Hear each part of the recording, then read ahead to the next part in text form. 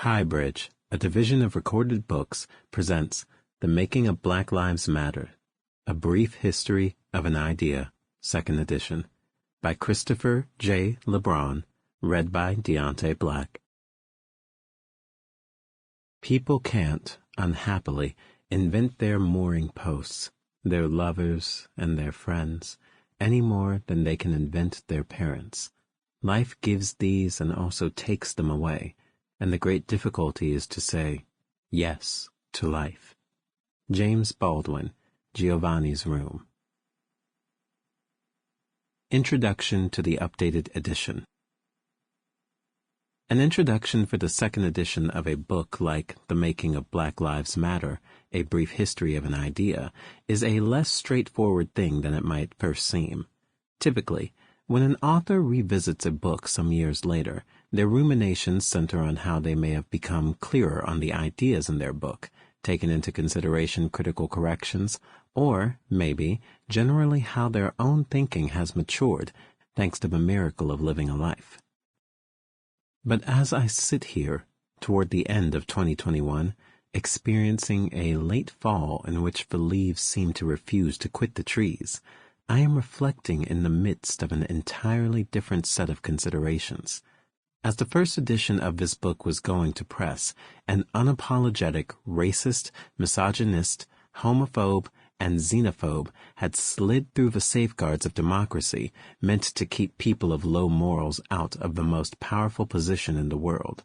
Some thought, sure, Donald Trump won the Electoral College vote, even as he lost the popular vote, but the structure of major institutions would train, coerce, persuade such a man to become a proper president, a responsible custodian of all Americans' welfare.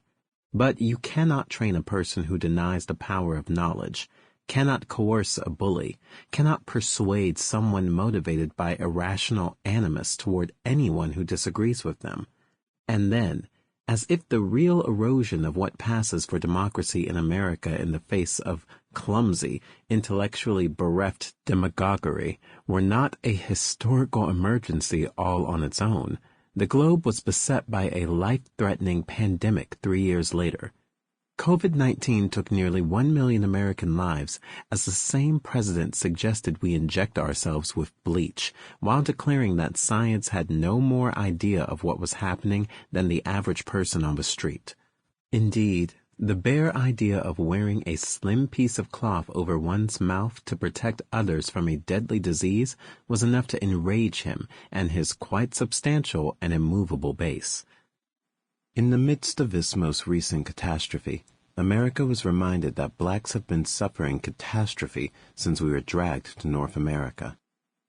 In the summer of 2020, another police officer with no patience for the idea of black humanity casually placed his knee on another black man's neck, while looking at the surrounding crowd, befuddled that anyone could disapprove of casual racial murder in public.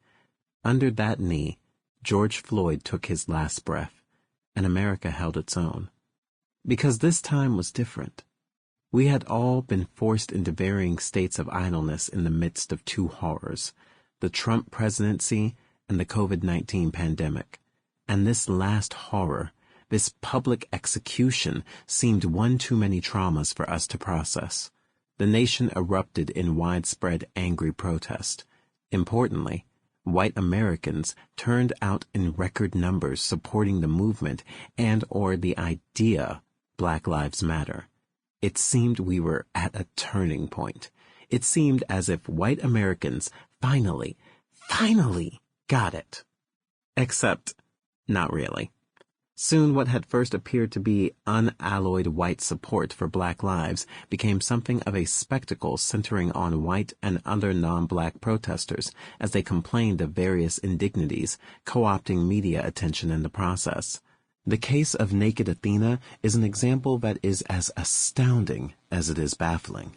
Athena, an apparently white protester, though someone claiming later to be Athena described herself simply as non-black, positioned herself naked, legs splayed, sitting on a street in Portland, Oregon during the protest in an area occupied by police. Her reason, according to the person claiming to be Athena, my message, other than my feminine response of wanting to show them what my version of vulnerability looks like, was we're all out here, these protesters, and the only thing we have in common is we have masks on and we're out here at night. A statement I am sure George Floyd's family would have a hard time endorsing. And then, public opinion support for Black Lives Matter, which had been at an all-time high when the protests began immediately following Floyd's murder, plummeted from a high of 52% of respondents to 43%. Commentators began to reasonably suggest that a lot of white support was in part a function of COVID boredom. White Americans had seen a horrific thing with not much else going on in their COVID-isolated lives, and, without a job to go to or the ability to see friends otherwise, took to the streets. But the solidarity was somewhat illusory. Undoubtedly, a lot of these people were genuinely upset at what they saw on that TV or computer screen, but under any other circumstances, they would have merely been troubled, and their lives would have gone on uninterrupted. But during the height of the pandemic, neighbors who had never once mentioned to me a concern for racial justice were enthusiastically recounting their participation in a recent local march and planning on how to avoid contracting COVID while participating in the next. Since then, however, with the world hobbling toward normalcy and Trump out of office, I've yet to hear one of them say another word about racial justice or see any one of them take a civic-minded action in support of Black Lives Mattering. The style has passed. Though many Black Lives Matter lawn signs persist, sun-bleached and fading. The past 4 years have taught two exceedingly important lessons with which anyone truly concerned with Black Life Mattering must seriously contend. First, the rise and staying power of Donald Trump's racial nationalism indicates not something wrong with him, which surely there is, at least with his morals in any case, but with this nation. As became increasingly common to note, Trump was a symptom, not a cause of this nation's tragically anemic inability to reliably and robustly express concern for non-white citizens, especially those not straight and male. Trump roused a large and enduring portion of the electorate, barely bothering to veil that with him at the lead, the nonsense of showing compassion to blacks, women, queers, immigrants, non-Christians would come to an end. Trump did not create these beliefs. His only innovation was a market one. Who else was out there as a national politician unapologetically courting resentful whites and making it sound like this made him the greatest American patriot of the 21st century? Very few. Trump, with not much to lose, simply removed the veneer of coded language from Republican politics and injected them with righteous fury. A hateful political star was born on the winds of that which was blowing through America for the past 4 centuries, racial fear and resentment. Second, what is the true state of our nation's commitment to systemic racial change beyond the difficulties the far and alt-right present? In concordance with the largest amount of white support for racial justice the nation has ever seen, radical institutional solutions seemed truly possible. Prominent among these was the call to defund the police. This slogan was less fortunate than Black Lives Matter, for it seemed a blanket brute force call for simply getting rid of police, when in fact there were more practical and elegant proposals as part of the movement, such as redirecting funds to positively diversify police and civic resources. For example, if today you were to notice a homeless individual acting erratically, it is likely that the first line of encounter such a person would be with armed law enforcement, rather than a trained mental health professional whose first and main aim is to de-escalate without presenting a mortal threat. Such legislation promised to humanize public safety and made it onto some major state house legislative agendas, only to mostly fizzle at the same time as popular white support for Black Lives Matter. Crucially, Such deflated ambition not only calls into question who we are as a nation, but asks, realistically, what are our possibilities to be greater than we have ever been on the count of racial justice? This general phenomenon is the flip side problem of Trump having merely been a symptom of our nation's worst vices. The answers have been less heartening than hoped, especially once one considers that our Democratic savior from Donald Trump, Joe Biden, was himself directly responsible for the 1994 crime bill. This legislation was instrumental in the expansion of police presence, power, and resources that has led to all the black deaths we mourn today and will, in all likelihood, continue to mourn until we achieve, if we can achieve, our better selves. It is with these thoughts in mind that I offer a framing for the new chapter that is now a part of the making of Black Lives Matter. When I wrote the first edition of this book, I was keen to enter the conversation of the movement on an intellectual level, and that presented certain consideration for the book's scope.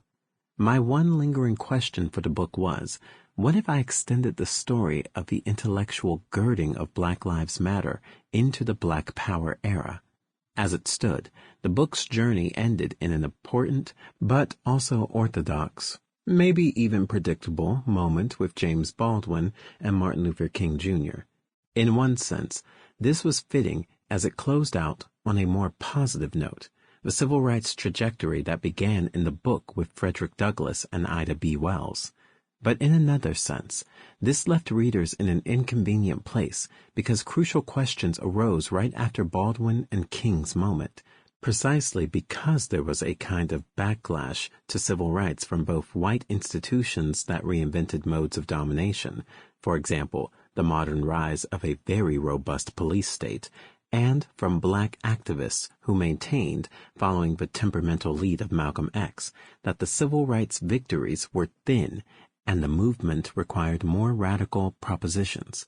While blacks could vote, they could also be beat by the police more, and while there was some integration, black was still not beautiful or proud.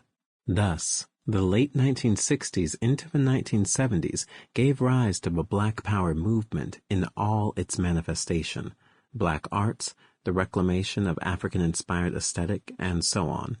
There were important lessons to be drawn that did not make it into the first book. But what would I do now with a chance to make this contribution in a second edition? The answer was to work from the core of Black Power concerns, but this time making less obvious yet no less foundational choices in my conversation partners. The obvious subjects for such a chapter would have been Huey P. Newton and the Black Panther Party for self-defense, along with Kwame Ture / Stokely Carmichael. But that choice introduced challenges of its own. First, and importantly, it threatened to problematically disrupt the gender balance I had worked to establish in the first edition. A very reasonable objection to the Panthers was their strong commitment, explicitly and implicitly, to masculine ideals of leadership and attitudes for most of a party's brief existence. And then, if I paired them with Torre, that would have made the issue of gender balance even more tenuous. Thus, I chose the pairing of Angela Davis and Amiri Baraka. I want to say a few words on why I chose them, the challenges they present, and then ultimately, the powerful contributions they make in considering the matter of black lives in a post-Trump America. There are 3 reasons for choosing Davis and Baraka. First, in important ways, they mirror each other. Their lives and activism overlap historically, thus they were responding to very similar, sometimes the very same events in their writings, but from their distinctive vantage points. For example, while Davis, on the West Coast, was confronting the Soledad brothers' trial and threats from rival factions within the West Coast Black Power movement, Baraka was dealing with the reverberations of those rivalries as he sought to build robust black institutions in Newark, New Jersey, in hopes of shaping a mayoral race. Second, both thinkers left copious writings. This is a deeply important factor when covering the ideas of historical figures. It makes tracing the core concerns in their thinking and activism as well as their maturation over time much easier and precise. That said, in the case of Davis and Baraka, there is more work than can be attended to in one brief chapter, which leads to the third reason they make a great pairing. They had complementary views and deep interests on the relationship between jazz as a black art form and the political valences of black life. I will have more to say about this coming up. It is worth noting some challenges in dealing with the work and lives of Davis and Baraka. For Davis, the conceptual depth as well as analytical consistency of her work is of varying quality, spanning a significant range of time as well as subject matter. A virtue of her early work is that her training as a philosopher shows through with a fair amount of consistency, making her earlier work more reflective and probing in ways her later work does not quite match, and this is not an insignificant concern for a book of this nature. Baraka presents more substantial challenges. He had problematic views concerning gender and homosexuality.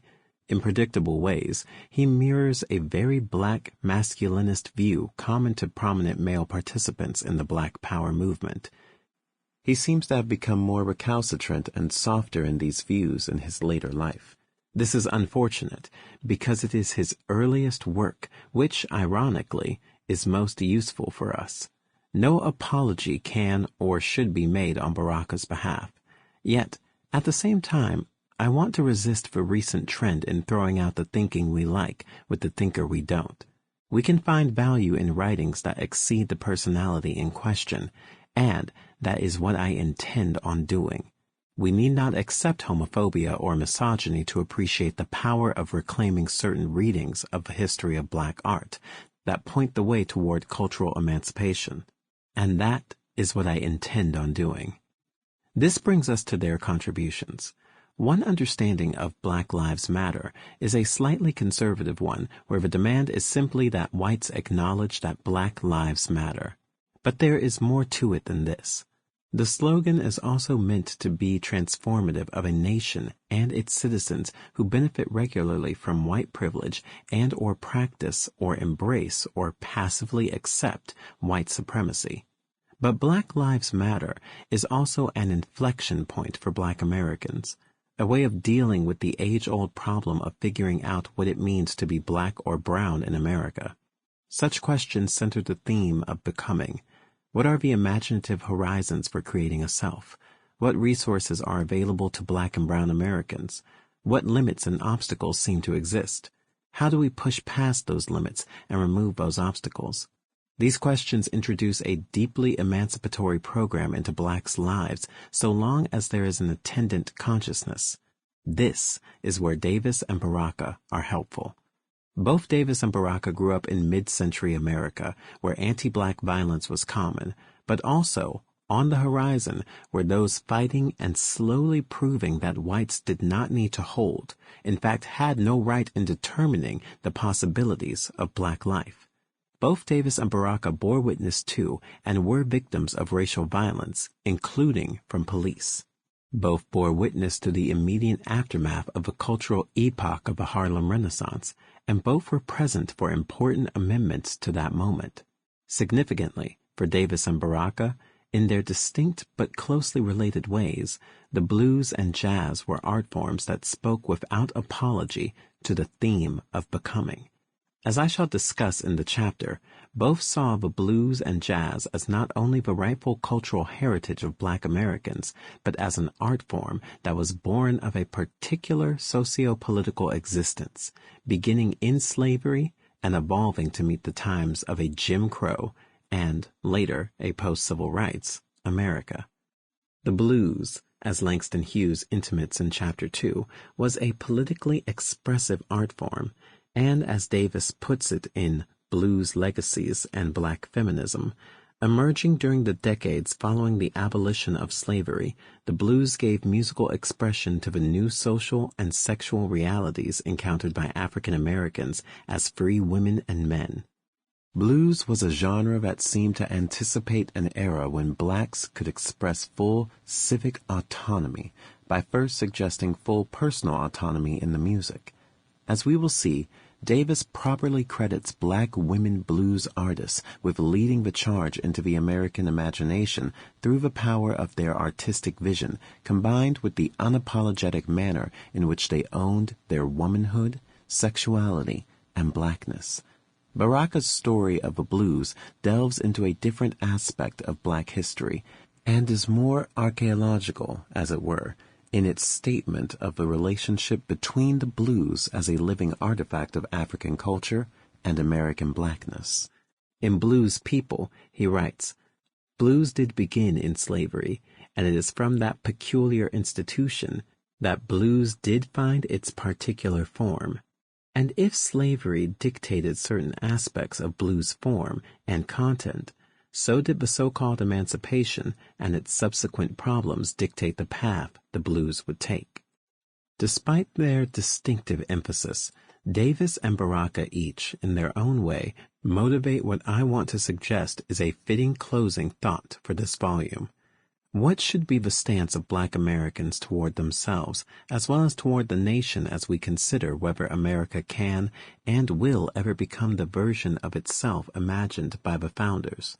Through their readings of blues and jazz, which inform their own activism and writing on prison abolition and community organizing, Davis's and Baraka's answer seems to be this: we should not seek to be great Americans, but rather seek to become free people in the deepest sense, despite America, not because of America.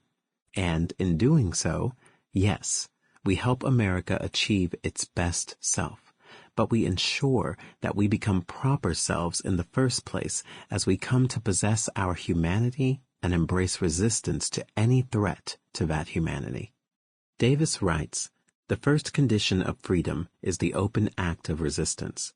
The Black Lives Matter movement has taken this sensibility to heart.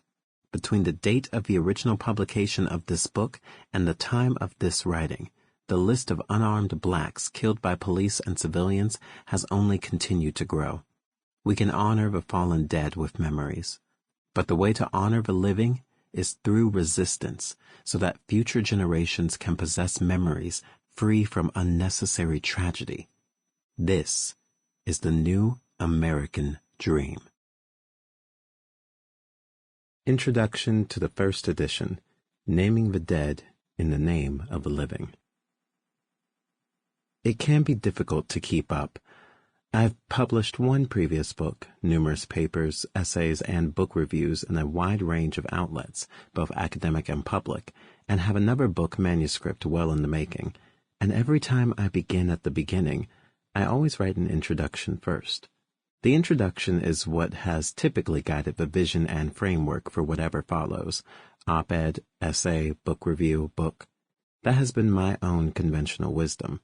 When I began working on The Making of Black Lives Matter, A Brief History of an Idea, I knew I couldn't write that way.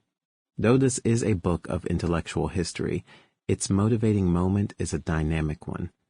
I hoped beyond hope that in the year or so it took me to write it, the fatal conditions in America that moved me to write the book in the first place would allow me to qualify with a ray of optimism the somber reflections that follow. But I also knew that things might change very little, or possibly get worse. I intentionally saved the introduction as the last major piece of writing for this book. The result? Just 1 week prior to my sitting at my computer to write these words, Alton Sterling and Philando Castile were killed by Baton Rouge and Minneapolis police respectively. We must add their names to the dead in the name of the living. Oscar Grant, Sharice Francis, Rakia Boyd, Kendrick McDade, Tamon Robinson, Chantel Davis, Jonathan Farrell, Jordan Baker, Mackenzie Cochran, Eric Gardner, John Crawford, Michael Brown, Tanisha Anderson, Ezell Ford, Kajime Powell, Akai Gurley, Tamir Rice, Dontre Hamilton, Betty Jones, Roy Nelson, Tierra Thomas, Alonzo Smith, Anthony Ashford, Tyree Crawford, Samuel DuBose, Sandra Bland, Walter Scott, Natasha McKenna, Alton Sterling, Philando Castile. This list is far from complete. In fact, it's short by hundreds of names that are the damning evidence of the level of violence against black bodies in America. What you might find shocking is that the hundreds of names missing do not span a century or even decades of American history. Rather, the list I provided begins in 2012, and it is missing the one name we might look back upon from some future vantage point as the most important in the history of today's racial struggle: Trayvon Martin. The story of a movement that seeks to redeem a nation begins with Martin. The evening of February 26, 2012, Martin was walking through a Sanford, Florida community, wearing a hoodie and holding only a soft drink and some candy. George Zimmerman, a neighborhood watch volunteer, deemed Martin suspicious and called the police, though Martin had not actually done anything actionable. His only possible crime seemed to be walking while black. Though advised by the 911 operator to stand down and keep his distance, Zimmerman initiated a confrontation that resulted in a scuffle that ended with him shooting 17-year-old Martin dead.